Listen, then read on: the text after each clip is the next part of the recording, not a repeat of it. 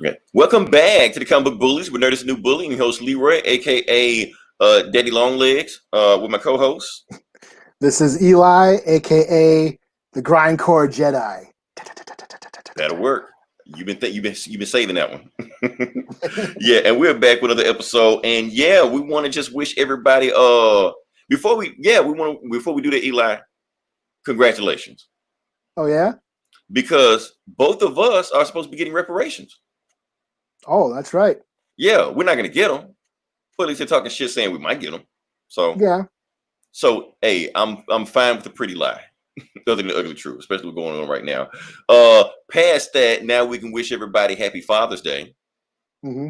Yeah, happy Father's Day because hopefully, like I said, for happy Father's Day, if you have a kid, if you're taking care of a kid that may or may not be yours, that's fine. If you're watching out for kids, if you're just watching out for like kids in the neighborhood that depend on you, or if she calls you daddy, celebrate your day. Eli, we normally do a thing on Father's Day. We list like our favorite, well, not favorite, but like most notable, like fictional dads or whatever. Yeah. Okay, you got one you want to name? I'll do Ido Ogami from Lone Wolf and Cub. I think that's what you did last time. We're not gonna do a top 5 list. If you want us to look at a top 5 list or top 10 list, look at the other times we did it before. So you got Origami. I'm gonna do Darth Vader. Okay. Boom, Big Daddy Darth right there. And because he has to watch over his 3 kids. Now, you say 3 kids? What about 2 kids? Yes, 3 kids. 1, boom, the Jedi Knight, Luke Skywalker. His twin sister. I had to pick that one. You understand when I Googled that, how much stuff popped up, and I want to thank every lady on there could cosplay that. Oh, and his 3rd kid. Boom. There you go. The Maker. The Maker. That's the thing. When he's always saying thank to Maker, he's actually praying to his God, Darth Vader, in the movies. Pay attention there when you watch it next time. So it's very interesting. What else we got? We can move on past that. Eli, did you get anything for Father's Day? Or? I got a carrot cake and a card and an Amazon gift card. That's good. The thing about Father's Day is that for fathers, like when Mother's Day comes, people go all out for Mother's Day. You got to do this, you got to do that, you got to do that. Most of the time, with Father's Day, you just get like socks, underwear, carrot cake, things like that. But that's okay. Yeah. A lot of time with fathers, as long as nobody's asking for anything, they're fine. They're having a good day. Pretty much. Yeah. Just shut up and leave me alone, and I'm good. Right. If there's sports on, let me watch that. Let me at least spend time playing NBA 2K, something. Fathers are fine. Leave them the fuck alone. That's their Father's Day present. If you're the mother with the Father's Day, you know what you have to do. But anyway, that's neither here nor there. Anyway, moving past that, Eli, we have a passing this time. Oh, so, that's right. Yeah, we gotta talk about that. We got rest in peace, Bilbo Baggins, real name Sir Ian Holm. I forgot to put the Sir in there. My fault. Blame my head, not my heart. Did he do anything else? He played Ash in Alien. He was the android in the original Alien movie. Was he? Yeah. Oh, damn. Okay. He's been in a bunch of movies. Brazil, Naked Lunch. Yeah. He's just one of those guys who's been in everything. Okay. Now that I picture him in the Alien movie, yeah, that does look like him, Bilbo Baggins. Because the only thing I remember him from is Bilbo. Everybody remembers him from Bilbo. He had the big eyes that just jumped out at you when he was reaching for the ring and stuff. But yeah, nobody really paid attention. Remember when we used to ask everybody when this happened, what did he die from? Was it COVID? Nobody even asked it this time. So, yeah, let's move on past that one. Eli, any housekeeping you want to before we move on to the next part? Let's just keep it rolling, man. All right, so this is what we're gonna do. This is what we're gonna do next. Okay, so we watched the movie. Of course, we can't go anywhere because even though technically quarantine has kind of lifted, the movie theaters are still closed for the time being, which I think Christopher Nolan has, by sheer will alone, has reopened everything by the end of July. Like he told Warner Brothers, what the hell you're gonna do? Damn your virus. Yeah. I want my movie out. So the movie we watched was a Spike Lee movie called The Five Bloods. Eli, this movie was nowhere near what I thought it was going to be or what I was thinking it was going to be. Yeah. But like I said, it's still a cool movie. Oh man, I didn't get that in there. I'm gonna just tell you before we actually get into review about what the movie is. We're gonna tell you like what we thought about the movie. So the movie was actually damn, I don't have that thing right there. The movie was actually a war movie. So it was a war movie, and it was about these 5 veterans that were going to pick up this, that one of their 5 brothers, that one of their brothers that fell down there. They took a long time to get there, so they finally decided to go back to Vietnam. But not only did they decide to go back to Vietnam, they decided to get some gold that they buried with him at the same time also. So I thought that was pretty interesting too. Eli, I'm gonna let you start. Let me ask you what you thought about the movie, and then we'll kind of go from there. I thought it was pretty good. It was a little long. It definitely felt long at some parts, but it reminded me of that World War II movie he did. Spike Lee did like some years back. So this is not his first war movie. Miracle at someplace. It was World War II, and it was veterans reminiscing about the war. So it's kind of similar. I thought it was a little similar to that, but I like this one better than that movie. I thought that it definitely came out at the right time, I think.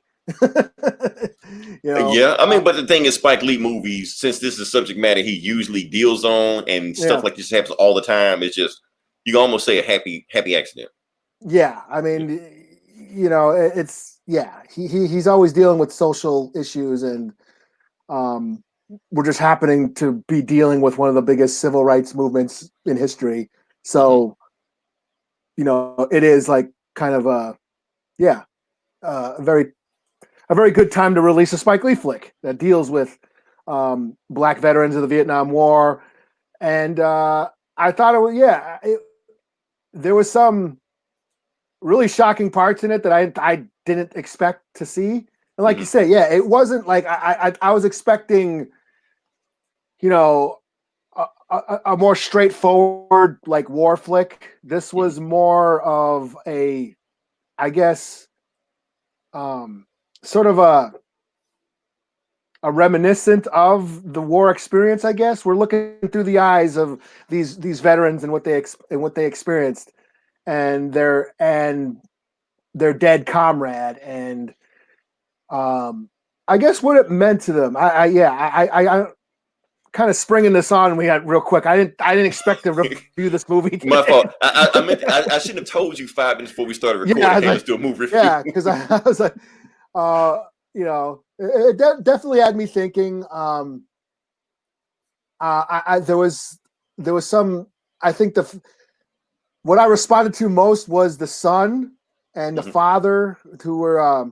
I think they were the focal point, but how the father, related to his son, and how war affected them. How war affects soldiers is one theme, and then of course then you'd have how war affects people of color. Them fighting for a country that dismisses them. There's another theme that goes on there, and then them trying to they're going after this gold, they're going after this wealth that was meant their homie. I forget the guy's name. The guy. Stormy Norman, they just call him that. Yeah, it's Norman. That's his name. Played by Chadwick Boseman, the Black Panther. And how he wanted the gold to be meant. He wanted the gold to go towards bettering the Black community, and I think that was sort of lost. These guys went back all these years later, sort of wanting to get, rich themselves, and that kind of got lost. And that's the journey of the movie. Them sort of coming to grips with their lives and how the war affected their lives and what they're going to ultimately do with the wealth, But yeah, I enjoyed it. I did think it was a bit long at times, but there was some really good scenes in there. Okay. Go and slap score on it. Give it a 4 out of 5. 4 out of 5. Okay. Good one. Yeah, I watched this movie. I wish I had took some notes on it. I actually watched this twice. I watched it once, like early this week. And then, because the movie came out actually last week, we just didn't get a chance to review it because so much other stuff's going on. I watched it again today, and Eli, this movie really struck some chords with me. Like we talk about the Black Klansman. I love Black Klansman. I might have liked this one a little bit better. just because of the things they were doing. Like you said, now you said that Spike Lee done a war movie before. I didn't know that because, like I said, Spike Lee done like a billion movies, stuff like that. But I really like that he went and did a Vietnam War movie. And he did a Vietnam War movie where the main people were people of color, black people, which I don't think I've ever seen it before. And he did it from the perspective of their perspective, Like he said, they made fun of Rambo movies. Like, yeah, we've seen those Rambo movies. They go back, try to win the war, but that really wasn't how the war was. Spike Lee did some techniques that at first I thought were kind of lazy, with his, okay, for instance, like when he's showing the Vietnam scenes and showing the war. Like normally any other director would have taken like younger actors, or if you work for Marvel, they would have CGI'd you up. He didn't do that. Yeah. He took the same actors, they were like in their 60s or whatever, and stuck them in the Vietnam War and act like they were like, damn, we're just supposed to just accept this. Now, at first I was like, well, that's just lazy. But after watching again, I realized that was actually pretty genius. Because the whole time that we were talking about that, how basically all of these soldiers are suffering from PTSD, the war is still with them the entire time, but they never left the war. So that's why we're still looking at it through their eyes. And I thought that was actually pretty deep also, especially since the PTSD affects in different ways. Some of them, have actually gotten, counseling for that one, but the main actor of it, the main lead of it didn't. And he's suffering from PTSD more than anybody else. And I got to say something. I am so grateful that Spike Lee gave Delroy Lindo a platform to like just really just sink his teeth into. Because this guy is like still in scenes in movies like for decades. But now he finally got a movie where he's at the forefront of the movie, gets to do everything. Once he really got to show off his acting talents. I'm not into this award shit or Oscar shit, anything like that. But if there was an award up there, he needs to be nominated for something. That's all I'm saying. Yeah, he Crooklyn is like probably my favorite Spike Lee flick. Right. And Delroy Lindo was the father in that. Right. I love that movie, and he's great in that movie. I mean, he's been in a bunch of Spike Lee movies, but sort of more, supporting cast, things like that. Yeah, Clockers, and I think he was even popped up in Malcolm X at one point. I think he said that was like maybe like his first, well, not his first movie, but it was up there, Yeah. So yeah, he's a great actor, and he was a very interesting character. He was a black guy with a MAGA hat, Right. and it was very interesting thing. Like at first, I thought that Spike Lee just did it just for shock value, but then actually said something about that guy's character because he was a black MAGA supporter.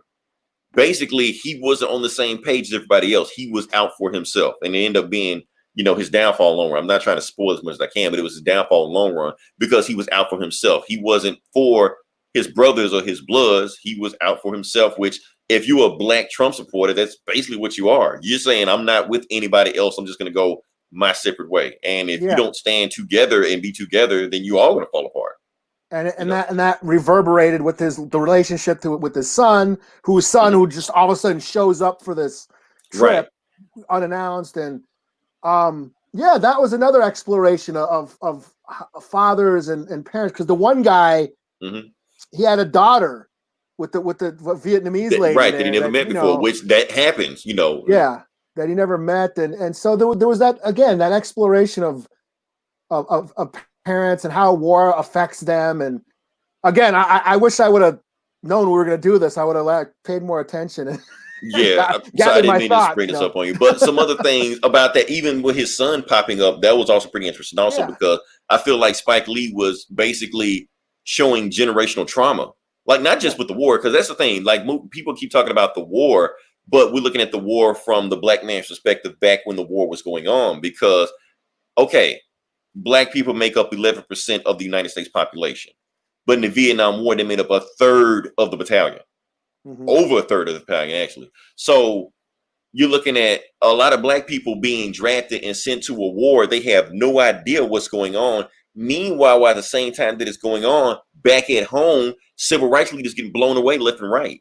Yeah. Martin Luther King, JFK, RFK, Medgar Evers, Malcolm X. We just keep going down the road. Like, so while they're actually being needed on the front line of the war going on in America, they're 1,000 miles across the other side of the planet fighting a war against people that have no beef with them. like they even said at the beginning of the movie, like Muhammad Ali pretty much said, no Viet Cong has ever called me the N-word before. Yeah. You know, he says these things. Even Martin Luther King. Like Martin Luther King, like America loves Martin Luther King for what he says, as long as he's saying what they want him to say. Yeah.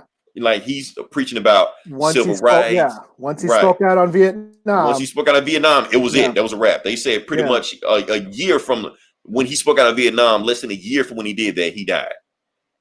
Yeah. You know. So that's the thing. And same thing with RFK, same thing with all the guys. That's what you don't speak on the war. As long as he was speaking about some stuff they don't care about, it's fine. When you talk about some stuff that they care about, that's a problem. So all that was like pretty much sold in there. I'm still trying to figure out why all of them was named after the Temptations. I didn't even catch that. I didn't catch it either until I went on Twitter. And somebody like, look at the symbolism in this movie. The symbolism. The Temptations, did they break up and reunite at some point? They did. They did. Now I think about that. But the funny thing is about the front man of the Temptations with David Ruffin. But in this one, David was like just a no-name rookie in this one. Like he was just a nobody. So I don't know what the connection was with the Five Temptations, the Five Bloods, but whatever. I did like the fact that how Spike Lee was making those comments on war movies. He was like, you heard the Flight of the Valkyries theme at some point, which is a callback to Apocalypse Now, right? But when they went to the Apocalypse Now club, Spike Lee, when I looked at an interview of it, he said that was actually a real club. Yeah. That was in Vietnam. So and she's sort of just commenting on Hollywood lore of the Vietnam. How they romanticize the war. Yeah, and here we are. It just puts in another context that, all those war movies are just they sort of glorify war and propaganda. Yeah, essentially, and this movie sort of it really deals with the effects of the PTSD, the trauma.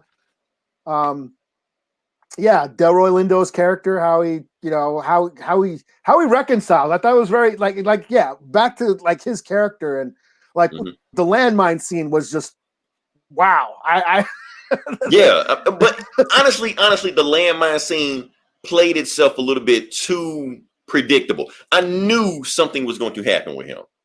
Now, what I didn't expect for him to... I was expecting that the whole time, especially when when it happened and then everything ramped up and I didn't expect, like, the landmine scene, I knew something was going to happen. When it happened, I wasn't expecting anything to happen after that. That's what shocked me. I was like, oh, okay, we're going there. Like, there was a buildup. I was like, because when they met the French woman and their crew of landmine finders, I was like, oh shit. And every time that they had the metal detector, I was like, someone's gonna blow up at some point. So that was some good foreshadowing. But when that finally happened, I'm talking about when the son stepped on one. That was shocking. I was like, I was tense the whole time. Like I almost held my breath the whole time doing that scene. Yeah, that's what I'm talking about. And that coincides with the whole father and son, because all of a sudden the father gave a shit. You know? I mean, it seemed like they had a weird relationship because it's like he wanted, like, whenever something happened, he wanted to show his son he loved him, but he said he didn't know how to love him. And that's another thing, that Spike Lee was trying to bring in, like the generational between fathers and sons. They don't really know how to communicate emotion between each other. Yeah, and that was his only way to show his love was to bring his son into a war, right? And that was his only way to say, "Oh, I got to save my son. I care about my son. Now that he stepped on a landmine, here's my chance to show how much I care about him." And they bond because that's how he bonded with his brothers. So that's how he's going to bond with his son. They only know how to bond during the war because they never left the war behind. That's another funny thing. Like when they got into that firefight with those pirates or thieves or whatever, it almost feel like Delroy Lindo like a flip switched. Yeah, it was back at home, right? They were all they all just like riding a bike. Oh shit, we're in the shit again, right? Let's And it seemed like that's the most comfortable they're in a firefight. Yeah, and it almost makes sense that why he would. I'm not gonna say it makes sense why he was a Trump supporter, but the thing is that you can tell that like Delroy Lindo's character was extremely xenophobic. Like he hated foreigners, everybody he talked to. He hated the French, he hated the Viet Cong, he hated everybody. So if he listened to Trump speak and Trump hates foreigners just as much as he do, it almost makes sense he would just kind of go that route. You know, and pro-military and guns, and, right? Pro-military, all this stuff like that. Pro-guns. You know, almost like why wouldn't he be a Trump supporter? You know, they touched on some other things also. Like one of them may or may not have been addicted to opioids. You know, yeah. Chadwick Boseman played a great part in this one. You know what? Chadwick Boseman to me in this movie was playing Killmonger. If you really think about it, without the race war, yeah, he almost wanted to do that too. I mean, but the way he do, because the way they would describe him, they pretty much was describing Chadwick Boseman like some kind of mythological figure. Which I've noticed Hollywood is starting to do that now. Like anytime they want to display, like they have a movie and they want to display a guy that's supposed to be like better than other guys, they just cast a superhero. You know, like The Hunt. When we talked about The Hunt last week, and we thought that this person's going to live, that person's going to live. Now, one of those guys, played Green Arrow on CW. So I'm thinking, okay, he's an action guy. Maybe he's going to live. First one to die, But the point is, like, okay, Chadwick Boseman is the Black Panther playing Killmonger. Okay, everything he says, shut the fuck up, listen to him, because obviously he knows what he's doing, we don't. And Spike Lee even flat out says it. Like, Spike Lee is not subtle at all, no. In any of his movies. So he pretty much tells you he's Malcolm and Martin rolled into one. And when he was there, and that's another point that Spike Lee was trying to make, because when he's there, all the brothers, all the Bloods were on the same page. Now, when Chadwick Boseman died, that's not a spoiler. They say it like in the first 5 minutes of the movie. When he dies, they're all over the place. They have no leadership. They have nowhere to go. Spike Lee is telling us what happened with the Black community right now. We have no civil rights leader because they all got killed. Yeah. So we have no idea what's going on right now. Now, not to talk bad about Black Lives Matter, but who the hell is over there? We don't really know. Yeah. Women who started it. That's all I know. Yeah, I'm just saying. So, I mean, we get our celebrities. I hate to get on this tangent, but we got celebrities going around saying, I'm giving $2 million to Black Lives Matter, $500 million to Black Lives Matter, $10 million to Black Lives Matter. Who are you giving the money to? I thought it was a hashtag. So I don't know. I don't know what the hell's going on. That was a tangent. Maybe they don't want to make themselves known because they know what happens when they do. That is true. Yeah. Yeah. Why don't you be more like Martin? Because we see what happened to Martin. He may have a point. That brings me up to superheroes. Like I said, Black Lives Matter. Whoever is running this thing is completely anonymous. So if superheroes were real, they all wear masks and stuff like that, Eli, would we trust them? Well, I want to see what they can do. Like if I saw a dude flying around and shit and lifting cars and shit, I'd be scared as shit. I'd be like, oh. No, I'd be scared as shit. If he saved me, I'm saying if he saved my life, then I'd be like, all right, you're cool. Like, okay, what if he saved somebody else's life? That's the thing. Well, I don't know. It depends who. Right, that's what I'm saying. Oh man. Anyway, I'm gonna give the movie. I'm gonna give it a 4.5 out of 5 because I do agree with you, Eli, that the pacing. That's the thing about Spike Lee. Spike Lee, and I gotta say this because I know he's an Oscar Academy darling and things like that. But his movies are really an acquired taste, and that's fine. That's okay.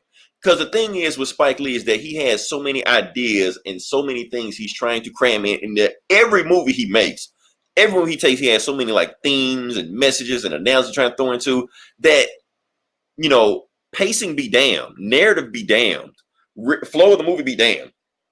So he's just throwing the shit in there. He's just like, whatever. So I agree with you that the movie did feel a little too long some parts. The movie could have been shaved down a little bit some part. But at the same time, thinking like, it's Netflix. You can do whatever you want to do. You're not restricted to the same rules that you're restricted in the theaters. Yeah. I think that's what happened. It's like when Scorsese got The Irishman. Netflix said, go ahead, do what you want. All right, I'm going to make a 4-hour fucking movie. Right. They're like, okay. And they can watch it at your leisure. And that's how, I'm sure that's what they did with Spike. Like, hey, right. You make do what you want. That's what they're doing with and that's the thing. What's the guy's name? The Transformer guy, Michael Bay. Michael Bay. Yeah. Netflix said, Netflix pretty much told him, like, we don't have a leash on you. You do whatever you want to do. We're just gonna throw $100 million at you, just blow shit up, And that's what he did. He blew shit up for like an hour and a half minutes. So Scorsese, the Irishman couldn't be put in the movie because it was too long. No theater would put that in the movies. Netflix let him do whatever he wants to. Michael Bay doing it if he wants to. And I'm pretty sure Spike Lee got away with stuff that he wouldn't get away with in the real movie theater. Hell, he had real scenes of people getting killed in this movie. Yeah, it was pretty brutal. Yeah, it was pretty. I was like, "Whoa, you're not going to cut away from that?" No, he showed it. Yeah, so. It was brutal. Some brutal stuff in there. Yeah. Yeah, honestly, I mean, like I said, the pacing was sloppy at times, but I almost feel like, hell, if everybody else is doing it if they want to, shit, make the movie longer. Might as well do what you want to do, But yeah, I'm gonna give the movie a 4.5 out of 5. Good show movie, not Spike Lee's best movie. I think I might like this better than Black Klansman, and I love Black Klansman.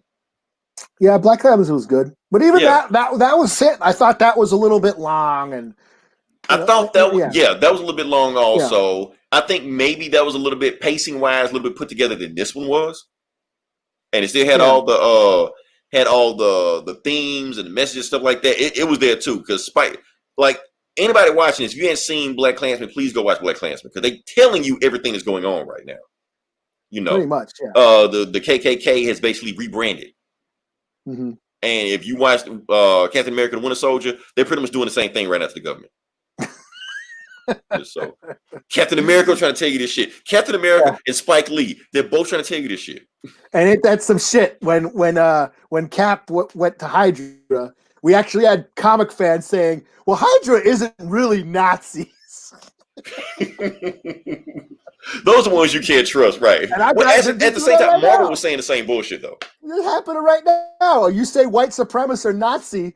Motherfuckers really, they're not Nazis. They're good people on both sides. Yeah, no, it was just the cops. It's not white supremacists, it's just the cops. I was like, what the fuck you think white supremacy comes from? Right. They were telling you in the Black Klansman, they were like all the weapons and explosives they were getting them from the cops. Like they're just giving it to them. Yeah. So, oh man. Like I said, it's a tangent. I recommend you watching this movie, but like I said, it's Spike Lee. If you're into Spike Lee movies, you'll like this movie. None of Spike Lee movies, you probably hate this movie. So weird, I say watch it anyway. It's so weird that about a month ago, I watched right before the riots started, like a week or two before the riots, I watched Do the Right Thing. And it was just so weird. I just like, you know what? I hadn't seen it in a while, and I just watched it one night. And I was like, it's a great flick. And then the riots happened. And then like the George Floyd video came out, that's the first thing I thought of was Radio Raheem. And that's like all I could think of. And I was posting pics with Radio Raheem. I think Cliff, shout out to Cliff, actually caught what I was getting at too. But yeah, it was just so weird that, again, like his back to how, when I mentioned Bitterroot last week and how that comic book is so like timeless because it's dealing with themes that we still deal with. Right. And yeah, so you could watch Do the Right Thing and Malcolm X and Five Bloods and Black Klansman anytime. And it's still and it's still the same shit. Yeah. Still. And is that a good thing or a bad thing? That, Ice Cube saying fuck the police 30 years ago and we're still right where we were before, that times hadn't gotten any better than what they were before. Like the Five Bloods, Spike Lee said he made this movie 2 years ago. But everything he's saying in his movie is relevant for right now. Yeah. We were in high school when the LA 92. Yep. I was in high school, and then Ferguson happened, and then Minneapolis and the rest of the country, but before LA 92, there was the Watch riots. There was, I mean, it's been going on, Right. So this is just, I don't know. Anyway, 4.5 out of 5. Spike Lee really did it with this one. I'm still shocked that he has only won one Oscar, and that was last year with the Black Klansman. I'm like, what the hell? Which is why I don't give a shit about the Oscars. You telling me that Spike Lee is not on the same level as these other directors? I mean, look at the movies he made, Okay. But anyway, here we go. Okay. I never this is the thing. The Color Purple, directed by Steven Spielberg, white guy, but he has like adopted black kids, so he wants to make black movies for his black kids. Yeah. Color Purple was one of them. What was I don't know if I'm allowed to talk about Color Purple, to be honest. the slave ship movie. What was that movie called? Yeah. Amistad. That was another one he made. But anyways, so Steven Spielberg makes Color Purple. Mm-hmm. It's nominated for Best Picture. It doesn't win. Right. What wins Best Picture that year is the movie Out of Africa, the love story about Robert Redford and Meryl Streep in Africa. What the fuck? So a movie called Out of Africa, starring two white guys, wins the Oscar over The Color Purple, which is about hashtag Paul Mooney was right. Paul Mooney was the Mexican starring Brad Pitt. The Mexican starring Brad Pitt. Last Samurai starring Tom Cruise. It's all right. Now I'll be honest with the reason Color Purple is weird because my grandma and my aunt had Color Purple on VHS. It was the only movie they had. And then when I stayed with them, I had to watch Color Purple every day for a year. Eli, to this day, I have Color Purple memorized. I can quote you the movie from beginning to end right now. I don't know if it's a good thing or bad thing. So don't do. You're triggering me, Eli. You're triggering me. Oh man, I still love Color Purple though, but I can't watch that movie again. No more. You want to torture me? Show me Color Purple. Not as a bad movie. I just can't watch it again for the 560th time. Clockwork Orange. That's exactly what it feels like if Color Purple comes on TV right now. Oh man, let's move on past this. Let's move on to something a little bit. Okay, I'm giving you free shit. Pay attention. I'm giving you free shit. Boom. So they just announced that Injustice, Gods Among Us, is free. $0. See, if I would have waited 4 years, I could have got it for free. Yeah, after nobody gives a shit anymore. Yes, it's a free game. Now, what is it available on? It is available on PlayStation, which I just got it today. It's on Xbox, which is back compatible, which still got it today, and on Steam.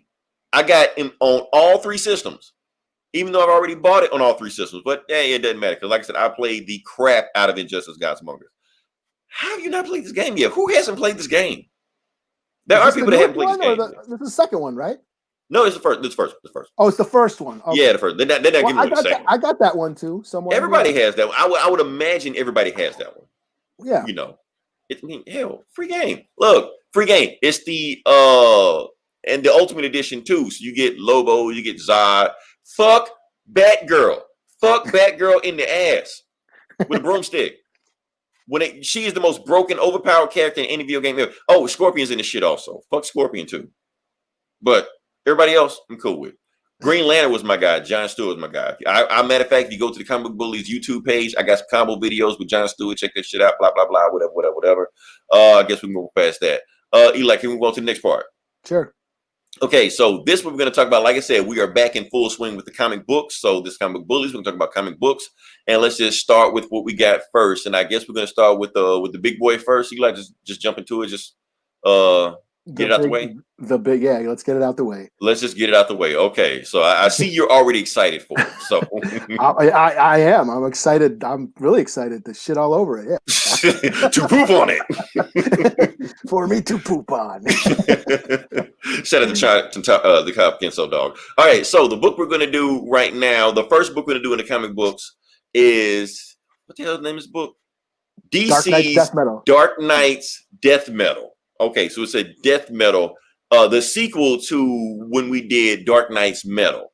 So basically how the book starts off, and I'm seeing if I can get that stuff on there, but I don't think I can, but that's okay. All right, so how the book starts off is that it's about, we start off with Wonder Woman. Last time, I think we started off with Batman, Superman. This book starts off with Wonder Woman this time. So what Wonder Woman is doing is that she is like making a chainsaw. She's standing, and apparently, I got to set up some stuff in this also because she is apparently in Themyscira, which has been converted to hell. So that's what it's saying. It's been converted to hell right now. So she's brandishing a chainsaw, I guess. Yeah, she's brandishing a chainsaw, and she gets interrupted by Swamp Thing. Now, Swamp Thing, it looks like he's been set on fire or something. And he's in bad shape. He's in bad shape. We don't know what happened to Swamp Thing now. That's what Scott Snyder does. He'll let you know all this stuff later on. But it's basically telling you 3 Batmen are on the. Oh, and also even though they're in Themyscira, they're really in hell. Matter of fact, let me show you what Swamp which is like a prison for all the right. Which is actually what Themyscira has always been, even in the comic books. Themyscira is always a gateway to Tartarus. That's the DC lore, if you want to go, if you will, And Scott Snyder has also made a preference that yes, this is not a Elseworld story. This is not an alternate timeline. This is the current DC universe you're looking at right now. So while Wonder Woman is working on a chainsaw, Swamp Thing tells her 3 Batmen are on their way and they're bringing a prison that you got to put there. Because like I said, she puts all the prisoners in hell, because that's all she is. She's a warden now for the jail cell. She goes there and apparently she gets greeted by 3 Batmen. I got to show you this because there is a red Batman, which I'm pretty sure is not the Flash Batman because they killed him. I think that's Dr. Fate Batman. They don't really go into detail about it. And you got a dinosaur Batman. B-Rex. Is that what they call him? Yeah, B-Rex. I didn't know they had a name for him. I just thought, because I just know Wonder Woman says, you're just a fucking dinosaur. I'm not a dinosaur. I'm Batman. I'm like, okay. How do you think he talks like that? I bet you he talks like, I'm Batman. I'm an name is B-Rex. You're fucking it up for me. Toy Story, dinosaur. What's that? Toy Story's Rex the dinosaur. Rex the dinosaur. See, now he can't be all cute and shit being like Rex the dinosaur. He's a fucking dinosaur. That's how I read him as. I read him like the guy trying to be tough, anything like that. But anyway, he's a dinosaur that downloaded Batman's brain. So because Batman just does shit like that. Anyway, the prisoner taken down to there says something, and I think Wonder Woman like recognizes his voice. She's like, "Oh, you can't be you." And then he's like, "Remember, Diana." But anyway, they're saying all this because apparently they're saying the big boy is about to come down there. So you better get your shit together because he's about to, he's about to meet you, Wonder Woman. So you got to dress up, come down and talk to him. And apparently the person to talk to is the Batman who laughs again. Okay. But here's the funny thing in it. They lampshade it. They let you know that you don't give a shit about the Batman who laughs. Because the first thing the Batman who laughs says is that, yes, I know you're sick of seeing me. But guess what? You're seeing me anyway because that's what you're here to see. So let's go ahead and get this shit over with. So the Batman who laughs knows you don't want to see him anymore because we have seen him being the bad villain, the big bad villain of these Batman stories for the last fucking 2 years. Nobody wants to see the Batman who laughs anymore. We get it. You laugh. Fuck it. Anyway, he's telling them that he's doing the work of Perpetua. And while he's doing all this shit, saying that if you stay with me, I'm going to give you the planets. And the New 52 is dead also. I forgot to mention that. That's kind of like a big deal, we should say. I think they've killed how many, Eli? 32 Earths or something? I think it's like 8 left. Something. Okay. Shit. Awesome. Okay. Anyway, it real. Keeping it real goes wrong. Anyway, the New 52 is dead. There's only like 8 Earths left. The Batman who laughs saying, if you guys stick with me, I'm going to give you the rest of the Earth's left. While all that shit is going on, Batman has a telepathic message for Wonder Woman. And he's basically telling Wonder Woman is that I'm about to make my move right now. Wonder Woman, you got to get ready. She said, how are you talking to me? You don't have telepathic power. Remember when John used to, Martian Manhunter used to make us do telepathic stuff like that? Well, I made a machine to reproduce that. So I got a telepathic machine now.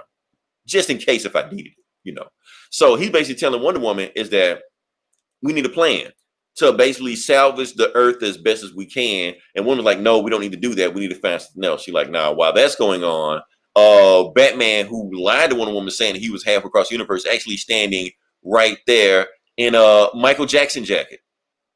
So maybe that's a reference to some kind of metal I don't know about, but it me looked like Michael Jackson. Michael Jackson.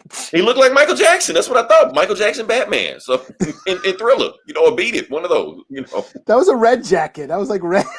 I know, but Batman can't be in a red jacket, so I'm just saying, okay, because it's Batman, so you got to be Batman eyes, That's funny. A leather jacket. I thought when I see leather most jacket, heavy metal thing ever, and you think. But yes, when you see a heavy metal, Michael Jackson had a spiked red leather jacket, which I had in kindergarten. So yeah, when I think about Michael Jackson. Anyway, we're getting off topic. So anyway, the Batman who laughs, see Batman, the real Batman, and it's like, fuck, I'm sick of you. I'm gonna kill you, and I'm gonna send like 1,000 other Batman from the multiverse, the dark multiverse, after you. So all kind of Batman, Deathstroke Batman, Clayface Batman, either Plastic Man, Elongated Man Batman, I don't know, Demon Batman, Scarecrow's Batman, bunch of Batman, all the Batmans you think of. That's basically how he took it to work. Bunch of Batmans Just send them over there. So he's asked, Batman, you're standing on this hollow ground with all these dead people. What are you going to do? I mean, what would you say to all these dead people? And apparently, Batman says, I'd say one word to them, rise. And apparently, Batman has a Black Lantern ring. Now, if you don't know what the Black Lantern ring is, the Black Lantern ring is from the Blackest Night. I don't have time to explain what the Blackest Night is. The point is, Batman can control the dead and raise them from the dead, from the ground. So, yes, Batman can do that now. I love how, like, in the Blackest Night story arc, yeah, Batman was the most saddest soul or something, and that's how he was able to. Yeah, Batman was the most saddest person in the universe, or something. Right, it has something to do with weird story. Anyway, Batman can control the dead. He summons the dead. His army of the dead, they fight the other Justice League Batman, and while they're doing that, he sneaks out. He says, I'm out. But he just wanted to just relay that message to Wonder Woman about what he plans on doing. And while he's doing that, he rides this death bike. Two panels of zombies. Yes, it was.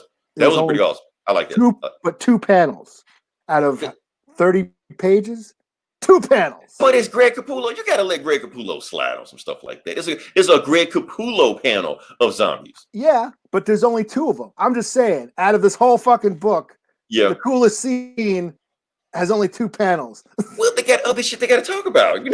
Yeah, we got it. I wanted to see a zombie fight too. We got to hear all those Scott Snyder words. Exposition. Yeah. Anyway, while that is going on, he relayed the message to Wonder Woman and basically telling Wonder Woman, but Wonder Woman doesn't agree with what Batman wants to do. Oh, also, Lobo pops up. Yeah, Lobo's doing some. He's on a bone planet, I guess. Cool. All right, whatever. Anyway, what's going? And you know what? That could have been a zombie panel right there. That could have been a zombie page. To the Lobo just on a bone planet, or just that chapter break. Or that too, yeah. Yeah. Okay. Anyway, we're back here. We're back in, like I said, the gateway to hell. And Wonder Woman's just like, look, I'm not going to listen to anything Batman's saying. Batman is wrong in the situation. I'm going to do what I need to do. And I'm going to go down there and I'm going to talk to the prisoner we just sent to hell. And Swamp Thing is like, I can't follow you down there. He was like, well, if you can't, then you can't. And if you go down there, he's going to know you go down there. Well, that's just, it is what it is. So they go down there. Wonder Woman talks to the prisoner and in the circle of hell, and plainly it's like cold and it's not hell like fire, it's cold down there.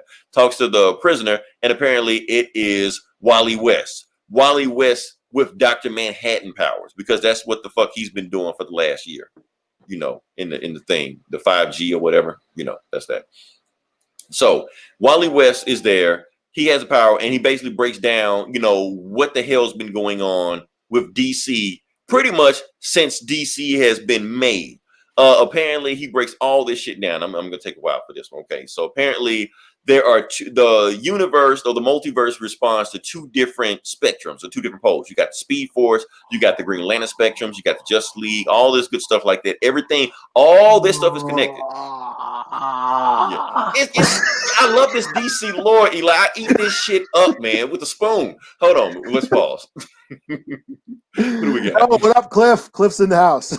Cliff, what up? We arguing over some more shit, Cliff. So you got to come over and cook some fish for us, Cliff.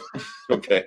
Anyway, back to what we're doing. Okay, so we got all this connected shit, all the Just League, Speed Force, blah, blah, blah, stuff like that. Meanwhile, on the other end of the spectrum, you got the Riot, you got the Legion of Doom, also like that, and they're at war with each other. And it's all been made by this chick named Perpetua, and she reboots the universe anytime she feels like it over and over and over and over again. And eventually she made a deal with the Batman Who Laughs to just conquer the universe, because they locked it behind the sports wall in the Dark Knight's Meadow, but because of the Dark Knight's Meadow, the Just League blew that shit up, and now she's free to do whatever the hell she wants. Oh, let's see what else we got. Saying anytime. Yeah, cool. All right, so back to what we're talking about. So yeah, that's the thing what's going on. So basically, she made a deal with the Batman Who Laughs, who screwed over Luthor, because she was working for Luthor in the Justice League run, which we're not going to talk about right now. Plus, because I didn't even read it. Anyway, and that's the whole thing. And Wonder Woman's just like, okay, well, Wally, since you've been hopping around the multiverse for all the stuff like that, instead of doing what Batman says and just trying to take everything we can, trying to salvage what we got, since all she's been doing is causing crisis over and over and over and over and over again, why don't we cause and that's when the Batman Who Laughs shows up and says, Anti-Crisis, you know. And to me, honestly, Anti-Crisis sounds pretty cool, pretty chill, you know. I mean, so that means they're going to undo what they did.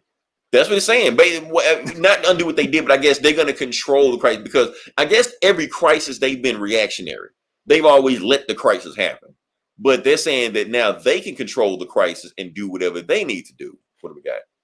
DC got way too much shit going on. Yeah, no shit. Yeah, yes, they do. Okay, we got two different opinions on this. Eli's saying DC has too much shit going on, so let's turn it off. I'm like, DC has too much shit going on. Feed me this shit. Give it to me.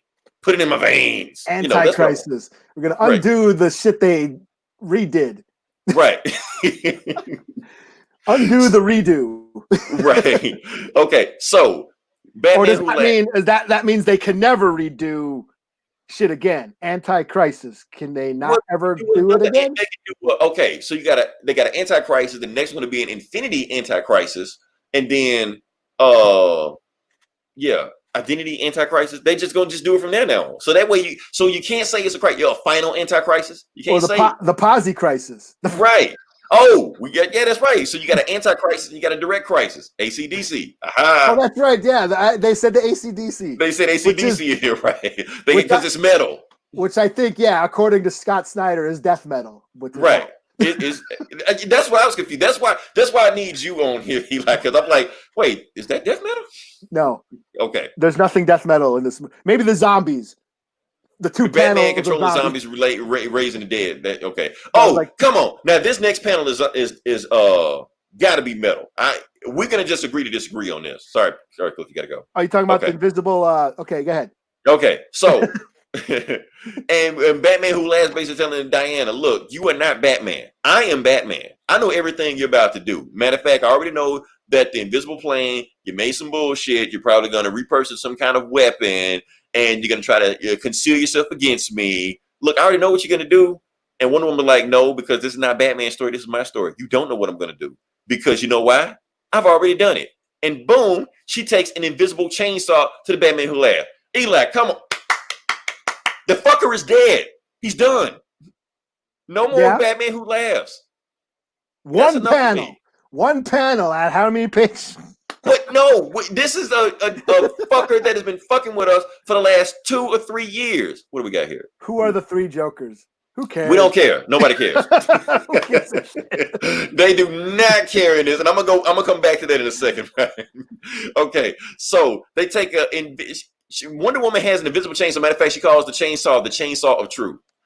Eli, come on. Is that not metal? That's pretty metal. Okay, thank you. Not death metal, like maybe power metal, maybe okay, on the metal Judas scale. Priest leather metal, Okay.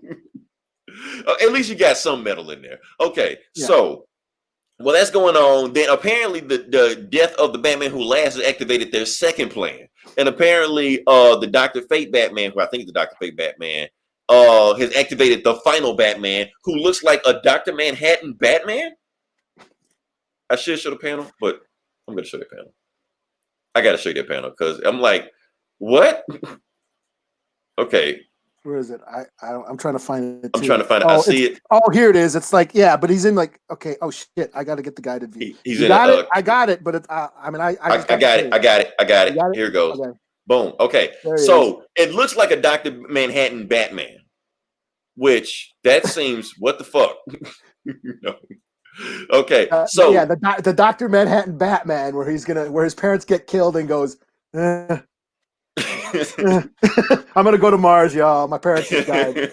Have this planet, So while they're doing that, so the book ends with Sergeant Rock. Why the fuck has Sergeant Rock been gone for so long?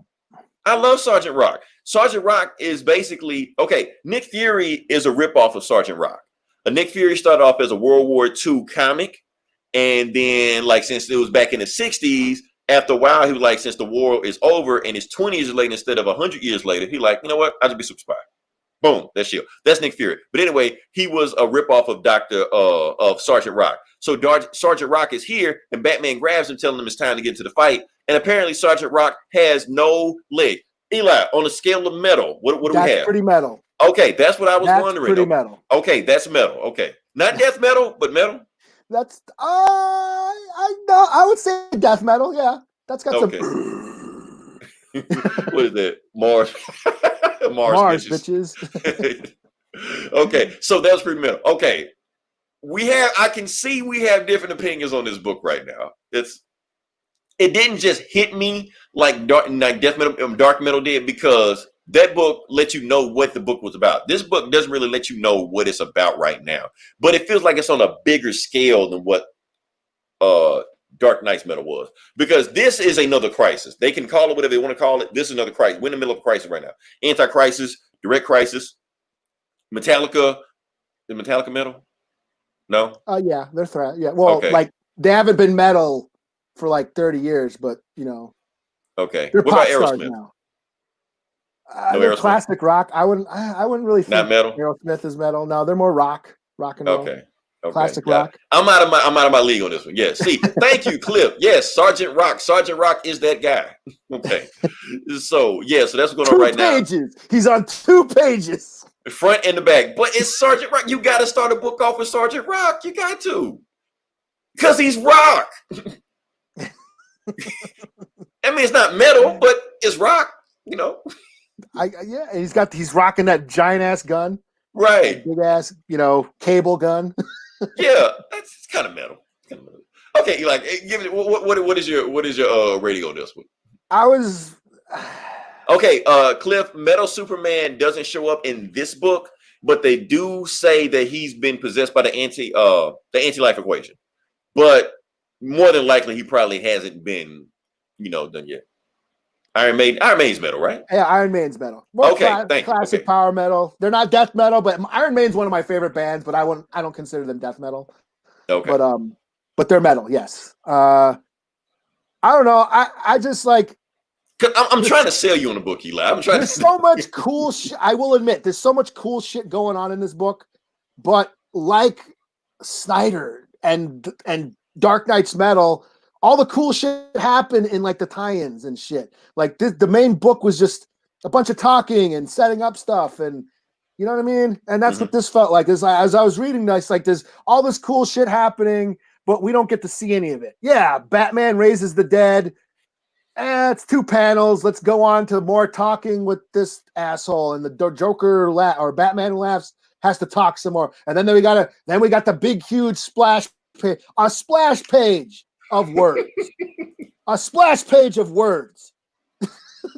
It was true. It was just a bunch of explaining about how the universe needs to be we're rebooted, and they're rebooting these universes, and all the rebooting that's exposition. We need that. You're going no, we don't. We know how to reboot a universe. They don't need a splash page of explaining the rebooting the universe. Again. We see reboot. How many times are they going to rebirth? And until AT&T says, let's just sell this shit. Yeah, it's like, yeah, we got this pole and that pole. They're the two, and the source wall and all this shit. And like, come on, let's just see zombies fighting, can we? Or let's see more. I'm trying to enjoy it all. Let's see more invisible chainsawing and shit. Like, yeah, I want to see chainsaws. I want to see it all. Give me all of that. Yeah, and that's what I feel like. I was like, okay, this is going to be another book with a lot of talking about what's happening, and we don't get to see. Yeah, I want to see B-Rex. I want to see Batman Dinosaur. I want to see. He's gonna get a moment. Yeah, You're probably gonna have to go get his own book because that's left. It's coming. It's coming. Yeah, I want to see more of the chainsawing. I want to see Batman and his zombie crew, and Batman with the fucking Black Knight ring. Yeah, give me that movie. But it's just all this shit crammed in, like Cliff saying. There's so much shit going on and not enough, showcasing of what I want to see. Metal Lois saves the days. She will. Yeah, she's coming. Is she? Is she going to be all? Yeah. Is she going to be like? Does she have her own band? I think she did in the last one, didn't No, the remember. boys, Damien and John had a band. That's right. Oh yeah, they had a band. Yeah, a Yeah, metal band. yeah, All right, we might move on to the next book. yeah, And we spoke yeah. way too much long on the Dark Knight. Whatever. Okay. All right. So Eli, you're up. I'm gonna let you have this. This is your baby right here. Okay, yeah. Wonder Woman, Dead Earth, number 3. Oh, we're doing Dead Earth? Oh, okay. Never mind. Yeah, Okay. yeah. Wonder Woman, Dead Earth, number 3. Let me pull up. You go for it. I'm gonna get my shit together. Yeah. So I love this book. This is Daniel Warren Johnson. He's doing double duties here. He's writing and doing the art. So yeah. And so this basically, it's a Black Label book. It's an Elseworld story. What's been going on? Wonder Woman is in some sort of coma for like a century. She wakes up. The Earth is all fucked up. It's, nuclear holocaust. It's a nuclear wasteland, apocalyptic desert all over the planet. The very few humans are starving, and they're fighting off these like monsters, these mutant kaiju beasts. And Wonder Woman's been sort of protecting the last remnants of humanity from these monsters. That's pretty much the scenario. Mm-hmm. This is number 3. We finally get the exposition. We're finally getting to figure out what happened, why the Earth is in this state. And it turns out that humans causing climate change was making the oceans rise.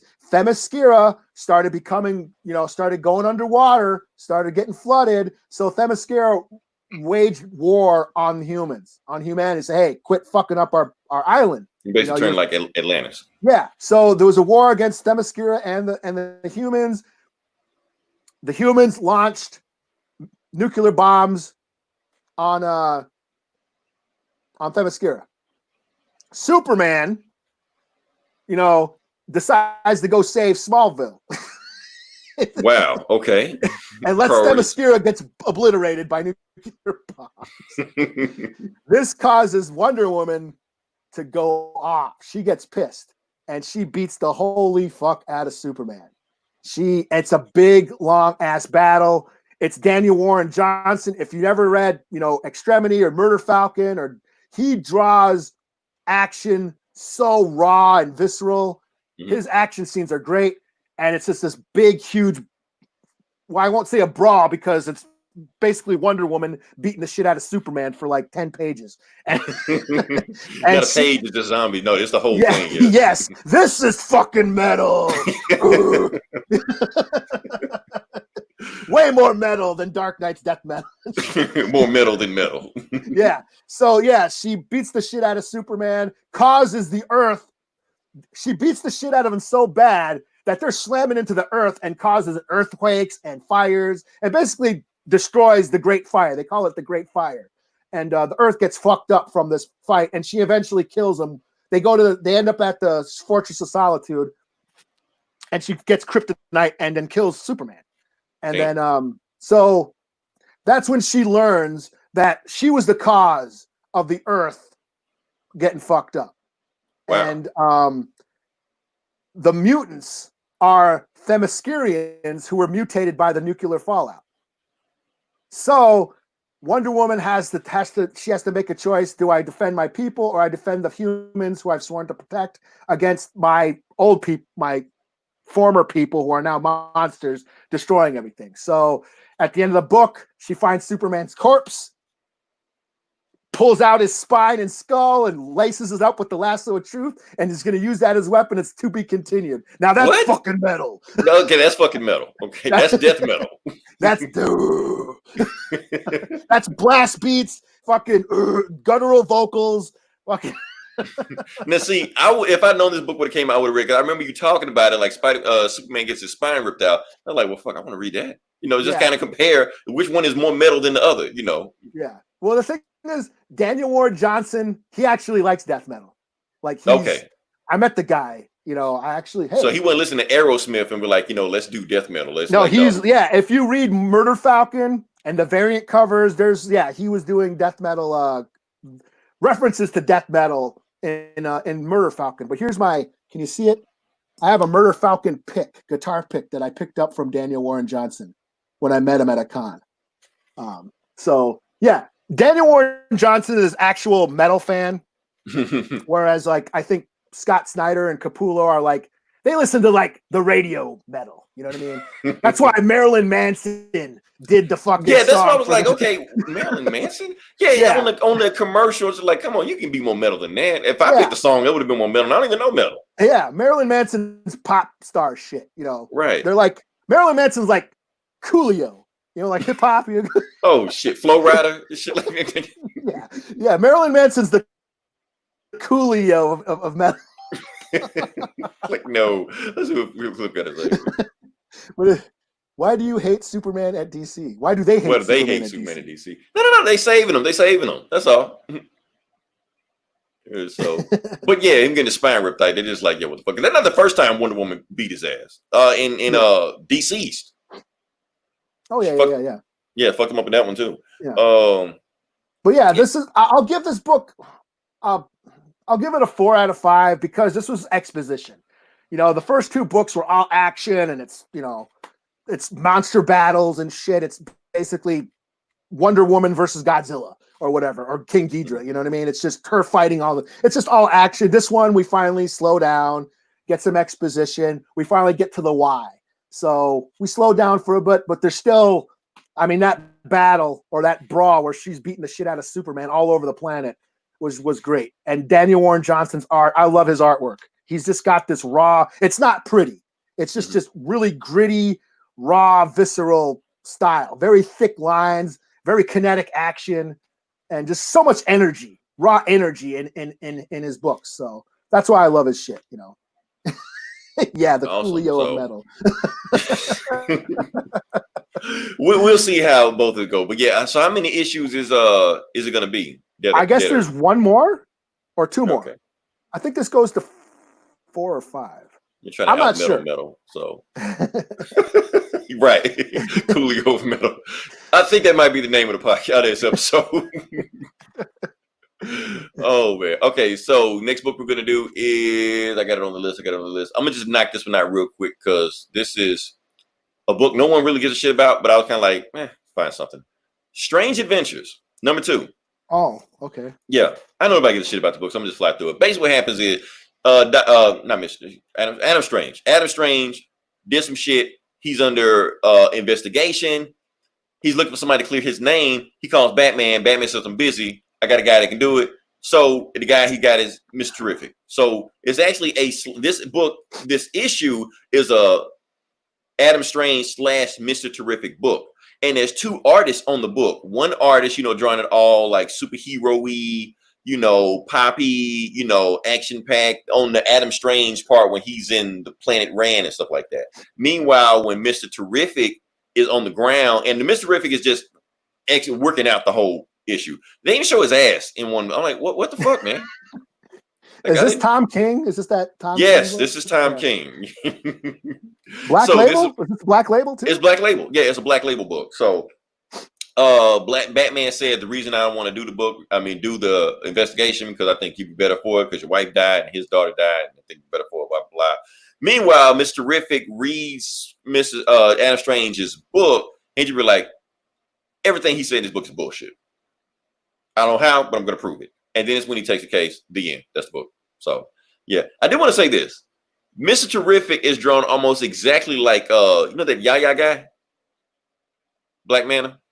Oh, the actor? Yeah. Yaya he's drawn almost exactly like that guy. Dr. Manhattan. Dr. Manhattan, yeah. So I'm like, are you trying to tell us something? I can picture that guy being Mr. Terrific. He can play him. Okay.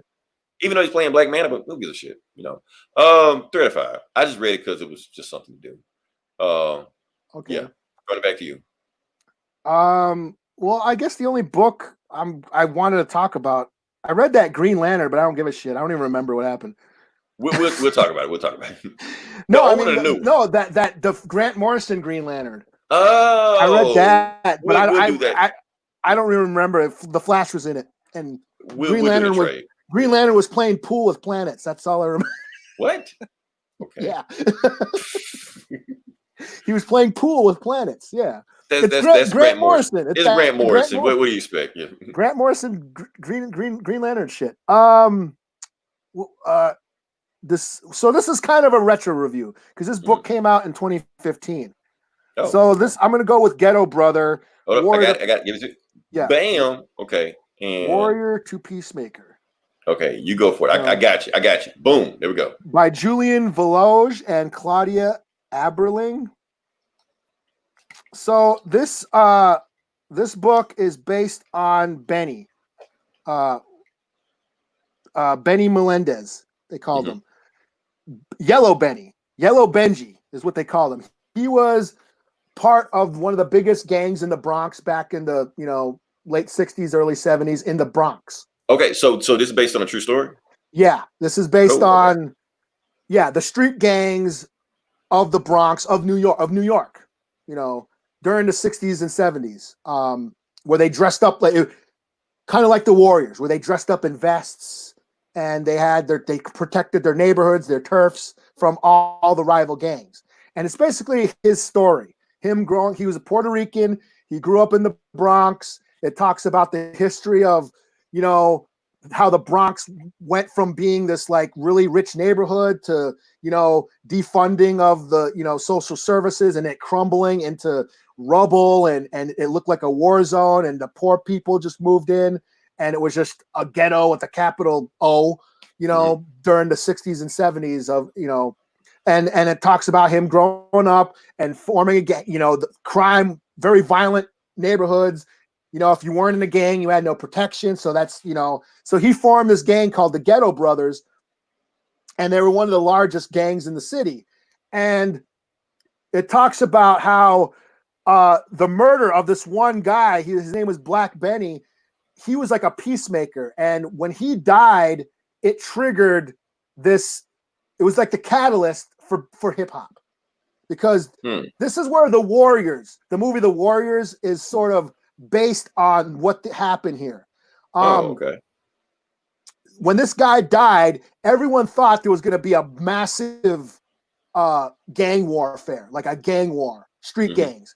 It made national news. Like when Cyrus died in the war. Yes, he was like a major prominent leader when this guy was killed, and he was trying to call for a truce. So when this guy died, everyone thought there was going to be a big, huge gang war. So what ended up happening is they went to the Boys and Girls Club in the Bronx. I can't remember what it was called.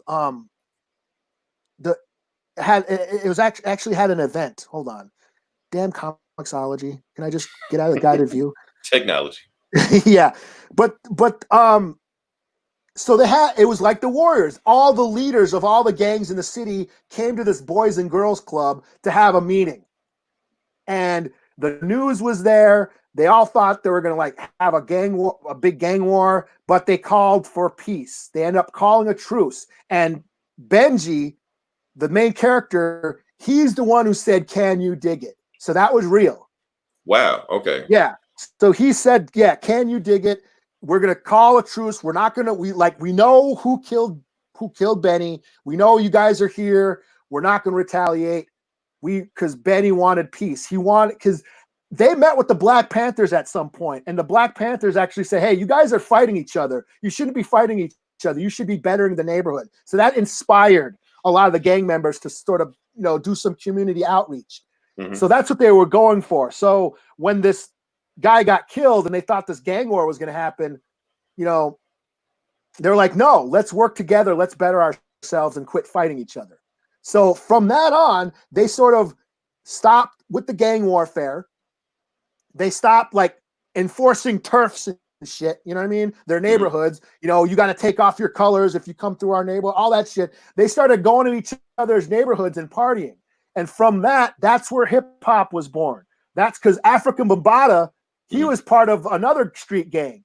And he turned that gang into the Zulu Nation. And Kool Herc, they were all part of these other street gangs. So they all started partying in each other's neighborhoods. And that started, instead of fighting, the rival gang members were doing dance-offs. That's where MCing and the graffiti, all that scene started hip-hop. Wow. So that's kind of how this started. And it's basically, this book is just about this guy's life. And he was the one who never heard of that before. Yeah. Yeah. I'm trying to think of the it's actually an event where they go to the the whole Avenue Peace Meeting. That's what it was called. The whole Avenue. It was the Boys and Girls Club on Hoe Avenue, and that's what they call it, the Hoe Avenue Peace Meeting. You know, that's where they had the big, like in the beginning of the Warriors, where they all got together and they declared a truce. So after that, gang violence started going, lower rates of gang violence, and that was the rise of hip hop. That's where hip hop got started. And and this book is just chronicles this guy's life, his life in the gang, his life after the gang, how he becomes like a social worker, and he grows up into an old man. It's just a book about his life, and it's really, it's got some really, interesting, raw art, almost, very sketchy but raw, and it was just a really good read. I mean, it's a straight up graphic novel. There's no like individual issues. Right. It's just a straight up graphic novel made to be a graphic novel. What about this? What Cliff is talking about? Did Netflix have a show about? Did Netflix have a show about this? I don't know, but I've seen a documentary called Rubble Kings, which is about the same thing. It's about the street gangs in New York and the rise of, and how that whole truce, and how the media was like exploiting them, because when this meeting happened after this guy died, the news came and were like interviewing all these gang members, and the guy said he could tell that when he told them that there wasn't going to be a war, that the news people just packed up and left. Like they didn't care. Wow. Right. They just want to see another Vietnam War situation on the home front. So yeah. Yeah, they were just there to exploit the violence, So once he saw that they don't really give a shit about us, we got to start taking care of ourselves. That's when he got out of the gang. He started becoming a social worker, and yeah. So it was just a really good read. I had fun. It popped up on Comixology, and it wasn't free, but I picked it up. I think it was only $8, but I read it. I was like, you know what? I'd rather talk about this than fucking Green Lantern. Well, I'm glad you did. I'd rather hear this than Green Lantern. So yeah, another Grant Morrison mindfuck. Yeah, I'm glad we did whatever. 5 out of 5. It's called Ghetto Brother, From Warrior to Peacemaker. It's just a true story in comic book form. Cool. Okay. So yeah, let's pretty much go from sugar to shit real quick. So next book I'm gonna do is HBO Max. I don't even have anything like that. Okay. Yeah, I do. This book. I'm not going to review it. Basically, what happened is, okay, so HBO Max has this big thing. They produce 3 free digital comics. It's a black dude on there, old Hispanic dude on there, and a fat white chick on each book. They meet a dog. Dog disappears. They get remote control. They get superpowers. The end. So yeah. It's basically promotional material. DC just got some intern just draw and write this shit or whatever like that. I'm thinking what they're trying to do is they're trying to get people, because I think they're really like doubling down on the superhero thing that's about to happen. Like got Green Lantern coming, and I think Doom Patrol releases on it like next week. So is DC Universe just going to get pretty much into HBO Max? What, I don't know. They keep saying that, but the thing is, what are they going to do about the comics? That's what I'm wondering. Like, is DC Universe going to keep comics, or is it all just going to get married over into HBO? Like, since HBO is putting out these comics, are they going to bring the DC library? But these comics suck. That's the thing. I mean, that's what I'm scared of. Like, people will read these comics and thinking like that's what all comics are. I'm like, don't read this shit. This is like looking like I don't know, like watching The Cape and thinking that's what every TV show was like or some shit, Like, you can't judge this shit. Like, there are better books and better material out than this shit somebody just slapped together. They're like 10 pages a piece. So they just slapped this shit together and didn't really think much about it. It's the most stereotypical shit you can think of. If you want to say SJW and woke, it's all that shit. Like I said, black dude, Mexican dude, white chick, fat white chick, whatever. So I think we talked about this way long. You know what it is. I just want to say I read it. It's not really worth it. Download it, whatever. 1 out of 5. Okay. Can we move on to the retro book now? Yeah. Okay, hold up. We got another. Let's see what we got. See what Cliff talking about. This was about Grandmaster Flash, Cool and Koch running for mayor. I didn't see that. I didn't see it either. I never saw that. Whatever it was. I don't know what that is, but sounds pretty interesting. Okay. The one I was talking about is called Rubble Kings, and it's just about the street gangs in the Bronx in New York during the. But didn't the rundown kind of not the rundown? Is that what the show was called? The rundown, where they talk about the formation of like the creation of hip hop, like a Netflix show. Oh yeah, that I didn't see the second season. Okay, I just thought that they might briefly the get down. Yeah, that's it. The Get Down. Yeah. Didn't they like briefly touch on this or mention this? Yeah, it takes place during that time. There was some like gang members dressed up like in those outfits in that show, and wasn't the one guy in that show I can't remember his name, something Shaolin Master. What was his name? We did not review Stargirl because I don't think Eli saw it. So, yeah, I'm not watching that. Yeah, sorry. So it's no reason for me to just talk about it. Like, oh, you had to see it? Like, no, not really. Yeah, Cliff says, yeah, the Get Down. The Get Down, that's what it was. Okay, so the Rundown was a rock movie. Okay, so the book we're going to do now is actually, I'm going to say it's the book of the week. Okay. Okay, because I think it's the only book that we're going to agree on that we both like. Or you may not even like it. I don't even know. Oh, I liked it. Okay, cool. I was going to start reading more of it, like more of that run after reading. I am too. So basically, what we're talking about is just jump into it. So, like I said, last week we talked about the passing of Denny O'Neil, and for some reason, it's not a bigger deal than what it's supposed to be, and we're going to make it a big deal because that's what we do here. We review comics. So Denny O'Neil and Comixology gave away a free issue of a Denny O'Neil comic, and we're going to review that book now. And the book was called Green Lantern number 76. Now, this is actually the one where he teamed up with Green Arrow and actually became a duo. They became a team up, just like Luke Cage and Iron Fist. They became a thing for like a while. So this is the beginning of that issue, Green Lantern and Green Arrow. And I thought it was pretty interesting. It's probably one of my favorite issues I've read of either one of these characters, So basically the book starts off with, Green Lantern doing Green Lantern shit. He's just flying through Star City, just doing stuff. And he sees this old guy getting, surrounded by these young guys, and he's thinking like, "Oh, man, I need to go down and save this guy."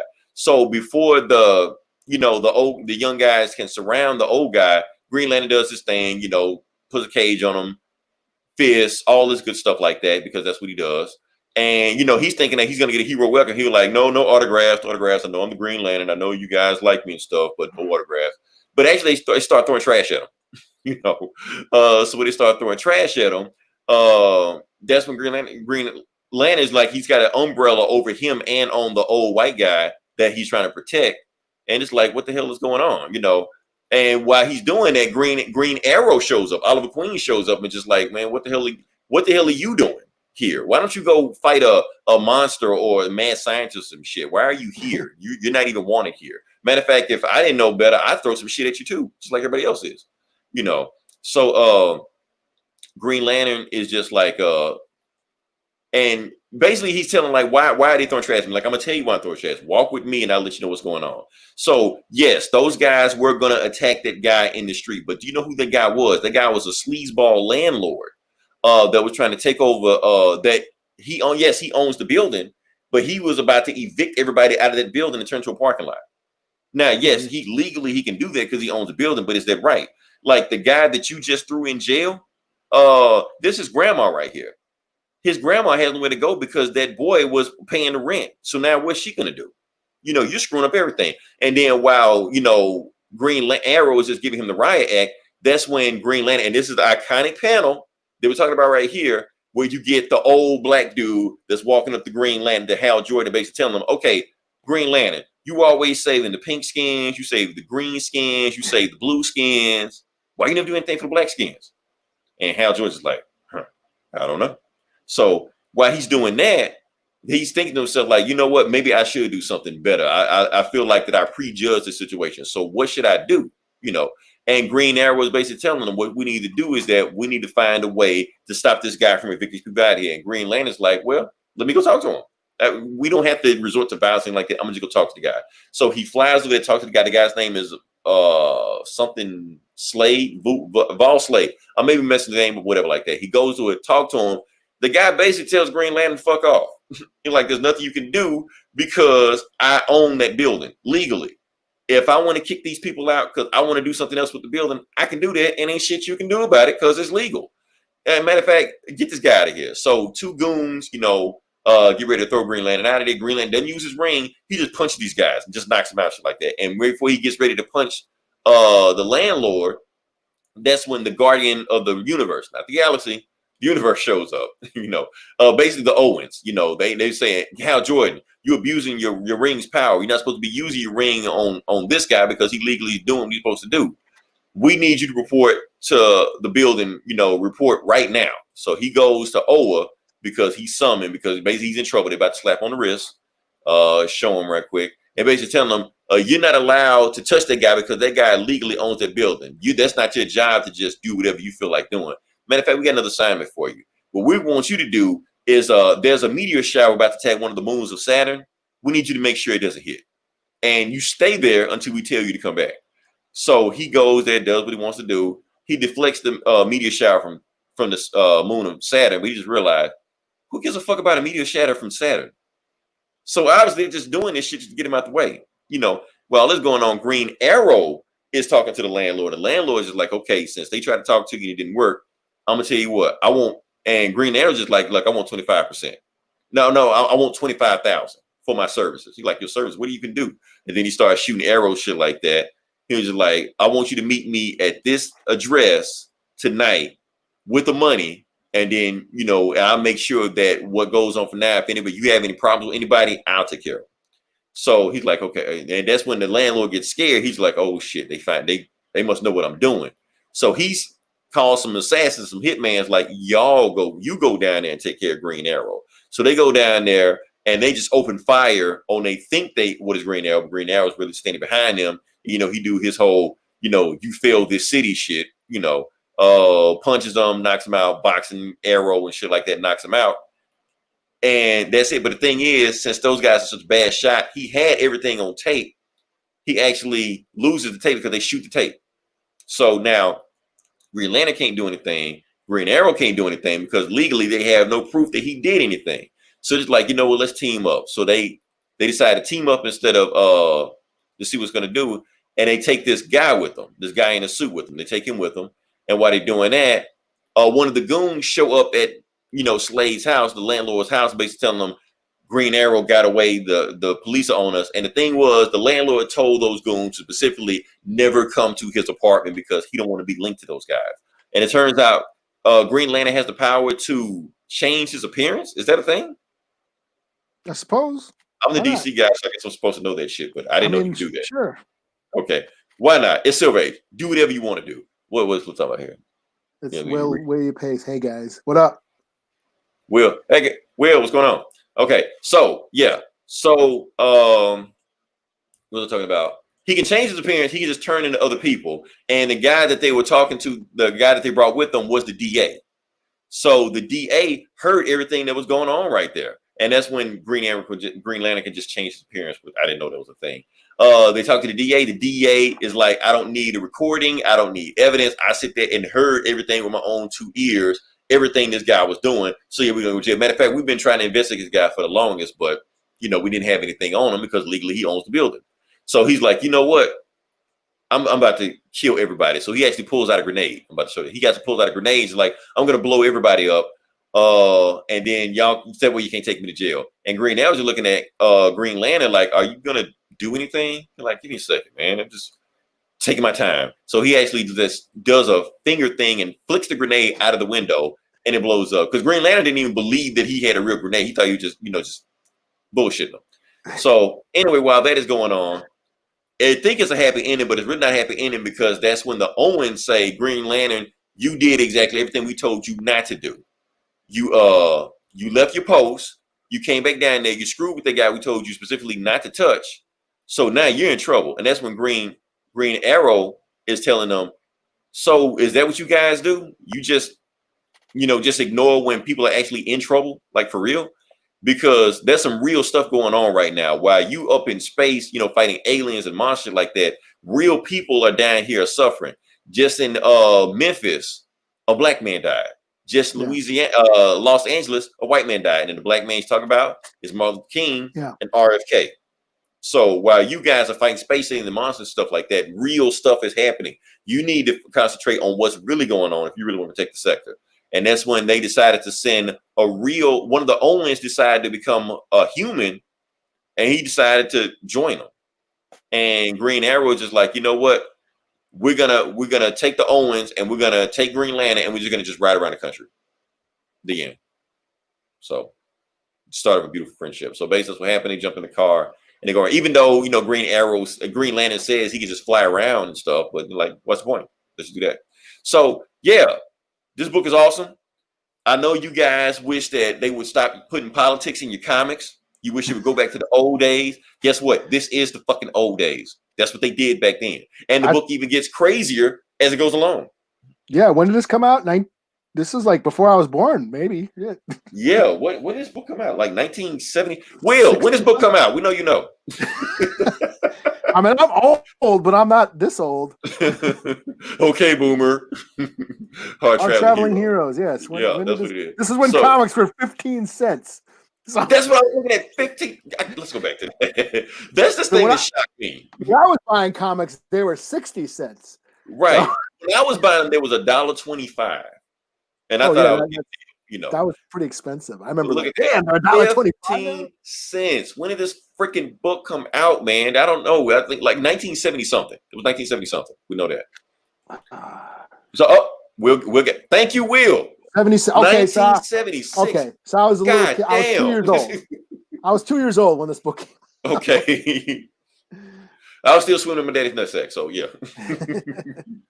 So yeah, this old book, but yes, this is a book. This feels like a game changer. Like I said, Denny O'Neil was a game changer with this book. This is probably my favorite Green Lantern and Green Arrow story all in one. Like even if they separate, it's probably my favorite one. I'm gonna say it's a 5 out of 5 book. This run, I know it just goes to another level from there. Just everything thrown in there. What else we got? Man, I'm old. We're all old, man. We're all old here. I'm old too. Don't worry about it. I got this. You got the book? Damn. Okay. So yeah. So hang on to it. It might be worth $5 now.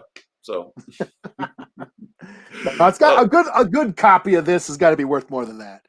10. This is a major book. I think this is a wall. This is a major book. And yes, I'm pretty sure it's a wall book. But yeah.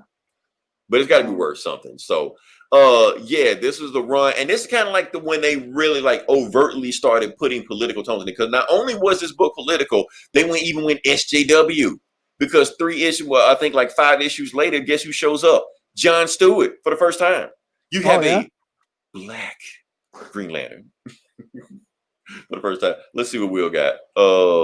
Denny was on most every DC book around that time. Yeah, he was. That we could, maybe we need to do more Green Lantern books like that. We got comments and activities left and right when we did this. Yeah, because I read this last week just for the fuck of it. Because I saw you post. This book is pricey. I'm sure it wasn't me. I didn't do it. Gomer did it. Yeah. But I was like, I read this and then I was like, oh yeah. And then when I saw the Grant Morrison Green Lantern book this week, I was like, oh, cool, I'll read that. But then that just was really weird and shit. Just give us more Green Lantern and Green Arrow road tripping. Just give us that shit. But it's cool. I mean, okay, Green Lantern is a cop. He's so out of touch. He's a cop from the suburb who works in the inner city. That's what we got going on right now. And he was profiling. He was profiling at the beginning of the book. Yes, he stuck up for the old white guy, beat the shit out of the hood rat, and it turns out the old white guy was being an asshole. But then the cops were like, "Oh, this is the law. We must uphold the law." You know what I mean? Because they're like the precinct, like the Owens or whatever. So yeah, and it's like Green Lantern is so out of touch with reality and what's going on with the humans. Neil said they didn't want a John to be black and pissed. Right, they did. I saw the documentary on that. Thank you for that clip. Neil Adams, yeah. Neil Adams, yeah. So it's just cool that, like, Green Lantern, they even put him on the other. Yeah, he's literally off. Doesn't relate to Earth, and he's off in space doing some stupid job. diverting meteorites. That's what Meanwhile, you do. You parking duty or whatever, traffic duty. Yeah. He's so out of touch with the people that he can't relate to anybody. And this is an eye opener. And it's sort of, yes, that's the point of the story. It's like, yeah, there's some social, in the inner city and these disenfranchised neighborhoods, there's a lot of problems going on that are sort of ignored by, people who aren't people with privilege. Right. I wonder how much of this book was inspired by that Richard Pryor joke of Superman never comes to the hood. Maybe he just saw the Richard Pryor special, like, let's write a comic about that, But this is like reminds me of when we did the Civil War a few weeks ago. Right. We did the Civil War review and how the people attack Cap at the end, and like the people are the ones who are suffering. And you have Cap and, the two teams, Cap and Tony, they represent the government. They represent the police or whatever. They're so out of touch. I mean, the superheroes are out of touch with humanity. They're in space fighting aliens and in astral planes, and the X-Men are going back in time and rebooting universes. They can't relate to people on any human level. Right. So that was the eye opener in Civil War with Cap at the end, and this is sort of Green Lantern sort of doing that in this one. So no, this was great. Yeah, and it's like came out 40 something years ago, and still relevant. Right. That's why we're saying that this Denny O'Neil thing need to be a bigger thing than what it was. Yes, we understand that everybody knows who Stan Lee is, but when a comic legend like Denny O'Neil died, it needs to be a big thing. It needs to be something to be talked about, for weeks at a time and things like that. Yeah. Like I said, it's like genius like this doesn't need to pass by. Like this is not the HBO Max comic that everybody's grabbing. This was the difference between Marvel and DC back then. That's what Cliff just said. No, okay, Cliff, I got to disagree with you on that. Yes, I wasn't there, but while this was going on, Stan Lee himself was writing a book when Spider-Man. Remember, we reviewed that book when Spider-Man and Harry Osborn had a drug addiction. Oh yeah. Yeah, that was around the same time. So, that wasn't what. Like I said. And then, of course, the X-Men was doing. Well, I don't know. X-Men. Well, I don't know. I'm not sure what the X-Men was. They was in space, and it was whatever. Okay. We booked out or whatever. Yeah, that's all I got. I got any water. Shit, we're going. Wow. Yeah. If you're listening, damn, we're about to leave when we're just starting to get a whole bunch of traffic. Yeah. Sorry, that's how things go, y'all. Thanks so long. Shout out to all Willie and Cliff for hanging in the chat. Yeah, thank you. Thanks for the knowledge, because honestly, we didn't know. So glad you guys are here to correct us. That's what nerds are for. Yeah, it's too correcting bad. people that don't know. Yeah, you weren't here an hour ago. Right. If you listen this long, if you like, share, subscribe. Eli has a new podcast called Riddle of Steel, which I listen to you guys talk about Conan the Barbarian. Yeah. I'm waiting you guys to get to the Momoa one. We're gonna get there. Yeah. Yeah, I know you're gonna get there eventually. This Geeks and Comics also, they just record for us. So basically on Sunday you have 2 live podcasts going on. Like basically they record a little bit before us, we record a little bit at nighttime because we're technically OG After Dark, and some other podcasts, Get Valiant, Okay Boomer, shout out to them. Probably some other ones too. I completely forgot about it. Like I said, it's a whole bunch of rearranging and reshifting going on in outright geekery that I can't even keep up what's going on half the time. Podcasts coming, podcasts going, whatever. Look like we're back in full swing. So we got comics coming down the pipeline. Hopefully Marvel will come back down the pipeline and we'll, flesh this bad boy out and see where we go from there. Eli, anything that you got to add? Nah, I'm good. All right, cool. Until then, this is Leroy. This is Eli. We'll talk to you guys next week. Same bullet time, same bullet channel.